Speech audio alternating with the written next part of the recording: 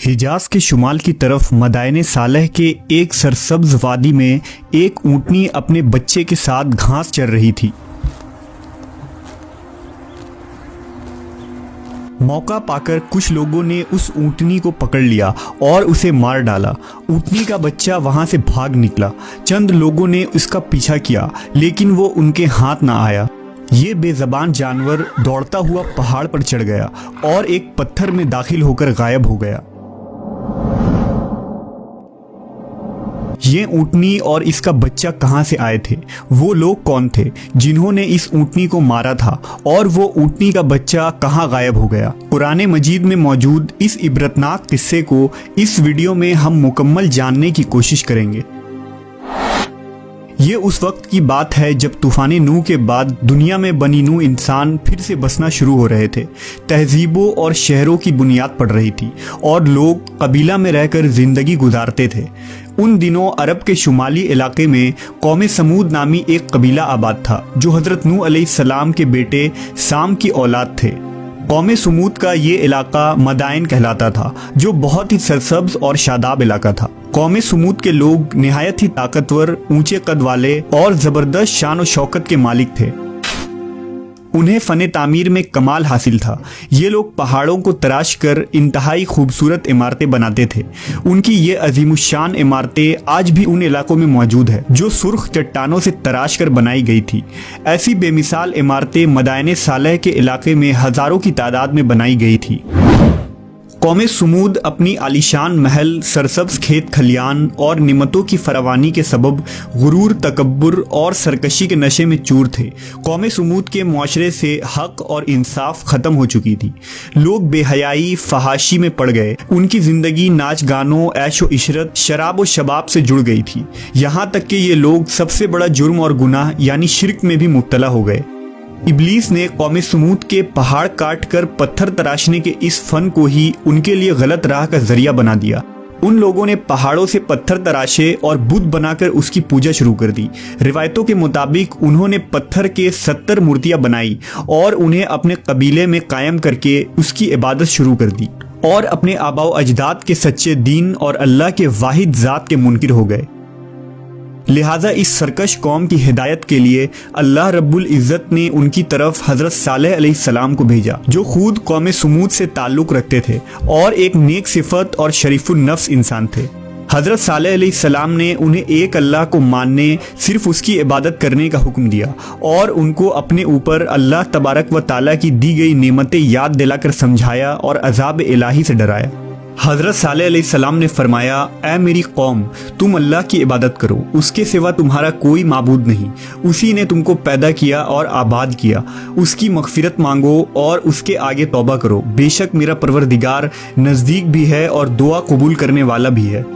इस पर कौम समूद उनके खिलाफ हो गए और उन्होंने हज़रत सालेह अलैहिस्सलाम से कहा, ऐ सालेह, क्या तुम हमको उन चीज़ों से मना करते हो जिनको हमारे बुजुर्ग पूछते चले आए हैं, और जिस बात की तरफ तुम हमको बुलाते हो उसमें हमें कवी शुबा है। सालेह अलैहिस्सलाम की मुसलसल वाज़ और नसीहत के बाद कौम समूद के चंद गरीब और मुफलिस लोग आप पर ईमान ले आए। अब इस कौम के सरदारों को ये बात गिरा गुजरी कि मुआशरे के ये मुफलिस लोग सालेह अलैहिस्सलाम के दीन की पैरवी करेंगे और हमारे महफिलों, चौक चौराहों पर खड़े होकर उनके खुदाओं और बुतों का इनकार करेंगे। लिहाजा इस कौम के तमाम बड़े सरदार एक जगह जमा हुए और ये फैसला किया कि हज़रत सालेह अलैहिस्सलाम से मुआजिज़ा दिखाने को कहेंगे।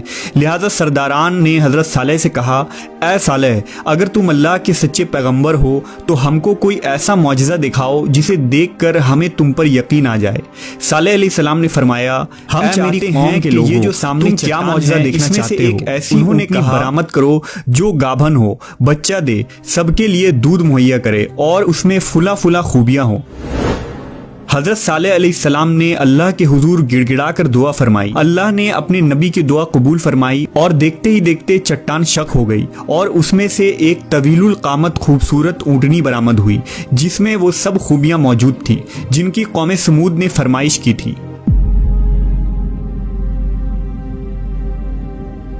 जंदा बिन अम्र बिन लुबैद अपने चंद साथियों के साथ ईमान ले आया, लेकिन अक्सर सरदार अपनी हठधर्मी पर कायम रहे और इसे जादू करार देकर इस मुआजिज़े का इनकार कर दिया।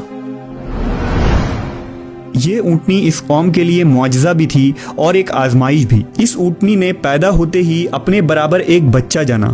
حضرت صالح علیہ السلام نے اونٹنی کے بارے میں فرمایا کہ تم اسے تنگ نہ کرنا، اسے اس کے حال پر چھوڑ دو، اسے برائی کی نیت سے ہاتھ بھی نہ لگانا، نہ مارنا اور نہ ہکانا اور نہ ہی قتل کرنا، ورنہ تمہیں دردناک عذاب پکڑ لے گا۔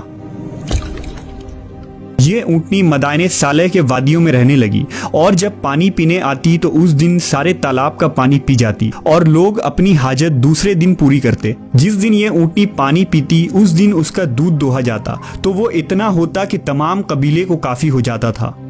چند دن تو قوم سمود نے اس تکلیف کو برداشت کیا کہ ایک دن ان کو پانی نہیں ملتا تھا، کیونکہ اس دن تالاب کا سارا پانی اونٹنی پی جاتی تھی۔ اس لیے ان لوگوں نے طے کیا کہ اس اونٹنی کو قتل کر ڈالیں گے۔ قوم سمود میں ایک صدوق نامی عورت تھی جو بڑی حسین اور مالدار تھی۔ اس کی لڑکیاں بہت خوبصورت تھی۔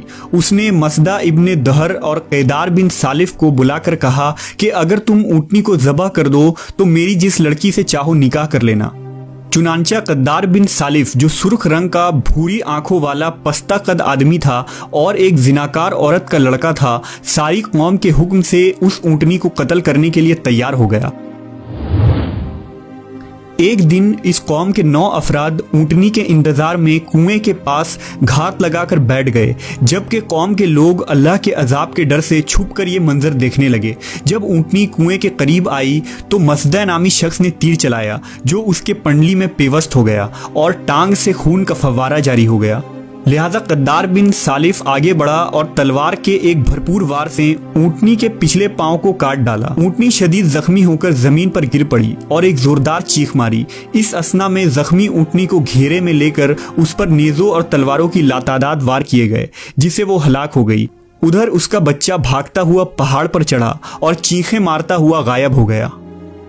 جب حضرت صالح علیہ السلام کو اونٹنی کے قتل کا خبر ہوا تو آپ نے بہت افسوس کیا اور فرمایا تم 3 دن کے بعد ہلاک ہو جاؤ گے۔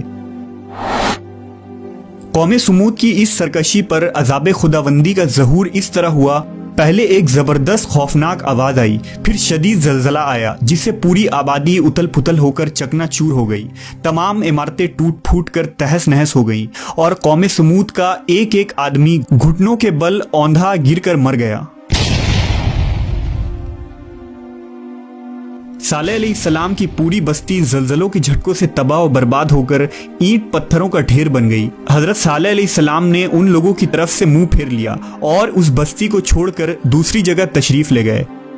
حضرت ابن عمر سے روایت ہے کہ 9 ہجری میں رسول اللہ صلی اللہ علیہ وسلم غزوہ تبوک جاتے ہوئے جب وادی سمود سے گزرے تو آپ نے اس ویران اور اجڑی جگہ کو دیکھ کر صحابہ سے فرمایا یہاں سے جلدی سے گزر چلو اور اگر پانی کی ضرورت ہو تو صرف اس کنویں کا پانی استعمال کرو جس سے حضرت صالح علیہ السلام کی اونٹنی پانی پیا کرتی تھی۔ پھر نبی صلی اللہ علیہ وسلم نے اپنے اصحاب کو منع فرمایا کہ قوم سمود جو عذاب سے ہلاک ہوئی ان کے گھروں اور بستیوں میں نہ جائیں، اور فرمایا کہ مجھے خوف ہے کہ کہیں تم کو بھی وہی عذاب نہ پہنچ جائے جو ان کو پہنچا تھا، لہٰذا اس علاقے سے جلدی جلدی گزر جاؤ۔